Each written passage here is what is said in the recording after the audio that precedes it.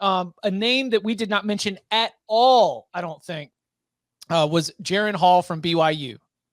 Now, Jaren Hall from BYU had an awesome season, exceeding expectations, when I think that there was a belief on the outside that the quarterback play for the Cougars was going to take a big step back after having Zach Wilson. And it was an offense that I do think was leaning on the running back position a lot and got incredible production in the run game because of it.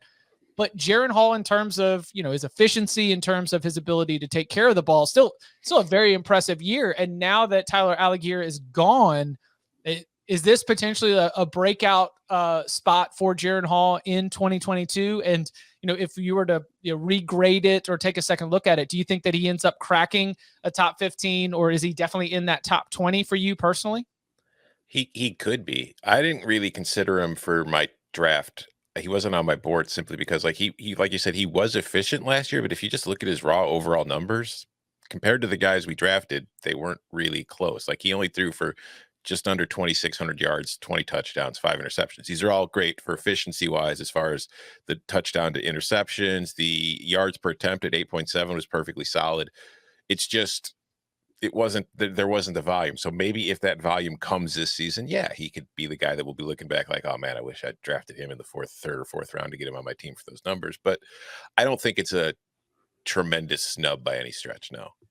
Yeah, I thought he was very effective, and I do think I would probably consider him as a 4th round selection in that 4-round, 4-person draft if we had to do it again.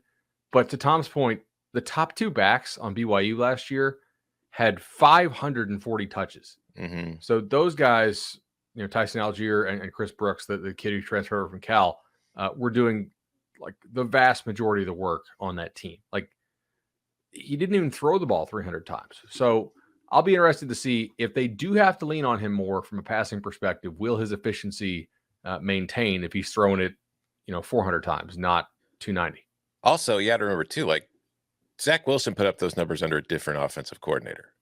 Jeff Grimes left and went to Baylor. That's a new person calling plays there with Jaren Hall. So even with those guys gone, BYU could still be a team that's kind of leaning on its run game more this year. Not going to be throwing like they were with Zach Wilson during the COVID season.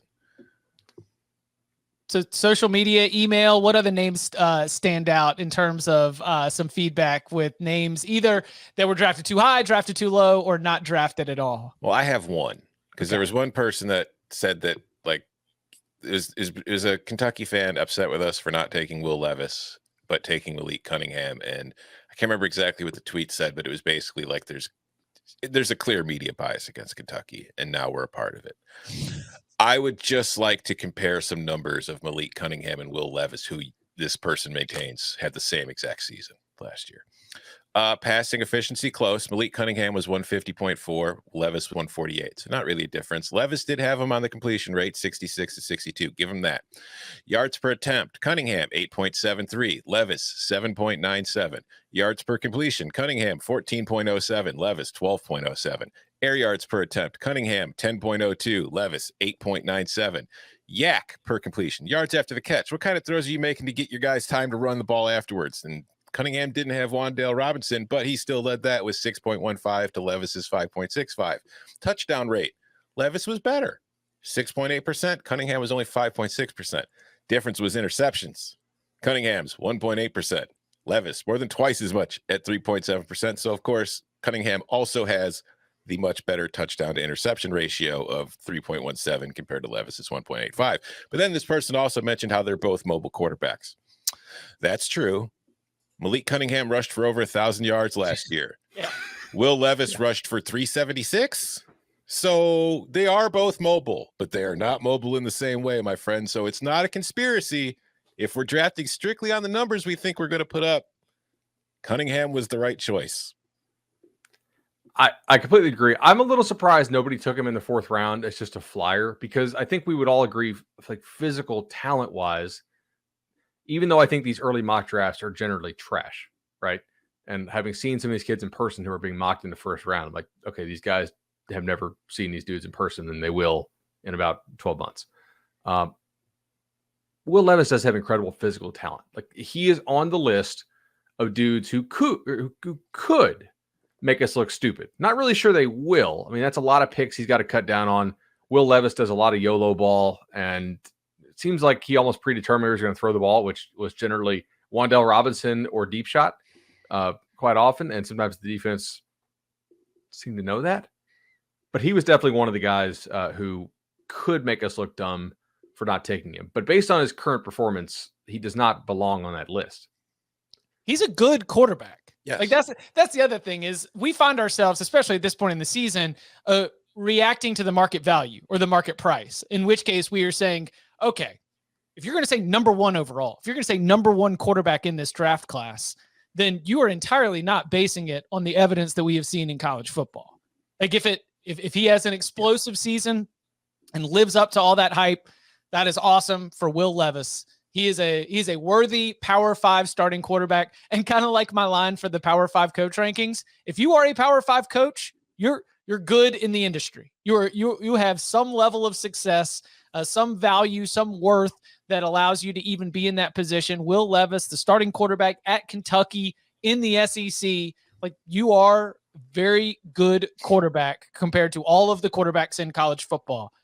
But number one, among all these guys that we just had, I feel okay with us not having him in our 16 player quarterback draft. Yeah, there are 130 or 131 now teams in the country, and there's 65 Power 5 teams if you include Notre Dame. We only drafted 16, so there's going to be dudes left out. Yeah, come on. Anthony Richardson is another one I want to bring up here. I did have him on my list. I had him 15th. And that's even with, like, I know some guys on Florida's prior staff, and they are like still extremely high on him long-term, but short-term, just some of the conversations I had, I'm not really sure that he is somebody who's going to absolutely break out this year immediately. Now, he did have 2 injuries last year. If he can stop dancing a little bit, remember he was doing the hotel TikTok dancing in the lobby or whatever, and then he had the tweak. We've all been there. Like 6 touchdowns, 5 interceptions. He obviously is very athletic as well, has a cannon for an arm. I do trust Billy Napier with mobile quarterbacks, given what he did with Levi Lewis there at ULL.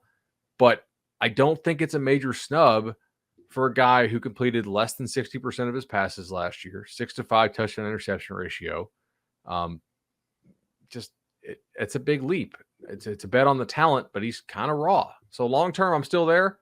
I fully expect to be picking him in next year's draft. I don't buy the snub thing yet, but he's got the talent to make us look dumb if he arrives like a year early, for sure. Yeah, and a couple other snubs who we did mention a little bit on the show. KJ Jefferson, I think, is a good fit for what Arkansas was doing, but a lot of those yards were yak from Treylon Burks, who's no longer there. So I do have some concerns if he's going to be able to put up the same kind of numbers this year without him. And then we mentioned Spencer Rattler at South Carolina.